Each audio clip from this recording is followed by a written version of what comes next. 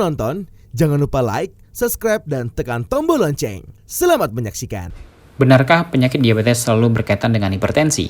Sebelum kita membahas lebih jauh mengenai dua penyakit ini, ada baiknya kita mengenal terlebih dahulu masing-masing dari penyakit ini. Diabetes atau diabetes mellitus merupakan penyakit jangka panjang atau kronis yang ditandai dengan kadar gula darah yang jauh di atas normal.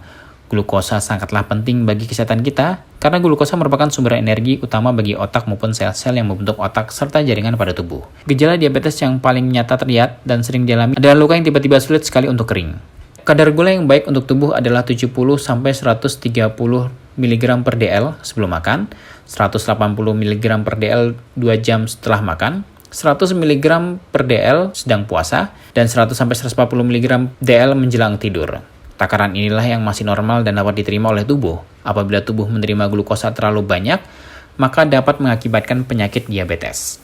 Tidak hanya diabetes yang wajib diperhatikan, tekanan darah pun sudah seharusnya selalu diperhatikan agar tubuh tidak mengalami penyakit hipertensi. Hipertensi merupakan sebuah kondisi tekanan darah menjadi tinggi dan dapat mengakibatkan penyakit lain. Seperti penyakit jantung, tekanan darah ini adalah kekuatan darah dari jantung yang memompa darah yang mendorong melawan dinding arteri. Jadi diabetes mellitus atau DM itu sebenarnya adalah kelompok penyakit metabolik yang ditandai dengan kadar gula darah dalam darah yang tinggi.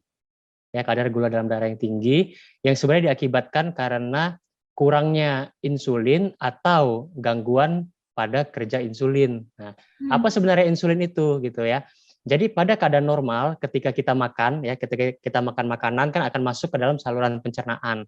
Kemudian akan dipecah menjadi bentuk paling sederhananya yang menjadi gula sederhana. Akhirnya diserap masuk ke dalam darah. Nah, artinya akan terjadi peningkatan kadar gula darah ketika kita makan, itu otomatis memang begitu. Nah, tubuh melalui pankreas akan mengeluarkan hormon yang namanya insulin.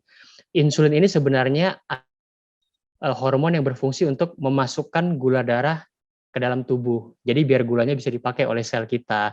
Jadi kalau diibaratkan sebenarnya insulin ini seperti kunci. Jadi seperti kunci yang bisa membuka agar gula bisa masuk ke dalam sel.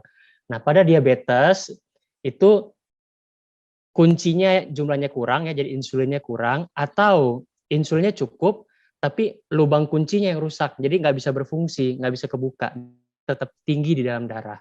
Kira-kira itu yang disebut sebagai diabetes mellitus. Seperti kita ketahui, kalau misalnya seseorang konsumsi gula atau kita sebutnya karbohidrat ya, karbohidrat terlalu banyak, itu akan diubah menjadi lemak. Nah, lemak di dalam tubuh yang terlalu tinggi ya, terutama lemak visceral, lemak di organ dalam yang terlalu tinggi akan bikin yang kita sebut resistensi insulin. Jadi insulinnya jadi nggak bisa berfungsi dengan maksimal gitu. Nah, selain itu kalau kita dalam satu waktu itu terlalu tinggi gitu. Nah, itu menyebabkan pankreas akan mengeluarkan insulin lebih banyak gitu. Jadi lebih banyak lama-lama pankreasnya capek. Pankreasnya capek, akhirnya insulinnya jadi berkurang gitu. Jadi makanya begitu kalau kita terbiasa konsumsi karbohidrat dalam jumlah banyak, itu bisa berakibat diabetes di kemudian hari gitu. Bukan sekarang, tapi nanti di kemudian hari beberapa tahun mendatang. Kalau penyebab ya, jadi diabetes ini kan sebenarnya ada dua tipe yang paling sering ya. Tipe 1 itu yang didapat dari anak-anak. Nah ini karena karena sel tubuh itu terjadi yang namanya autoimun. Jadi tubuh karena suatu hal yang belum jelas itu menyerang si sel pankreas ini. Jadi sel pankreasnya jadi rusak, nggak bisa mengeluarkan insulin.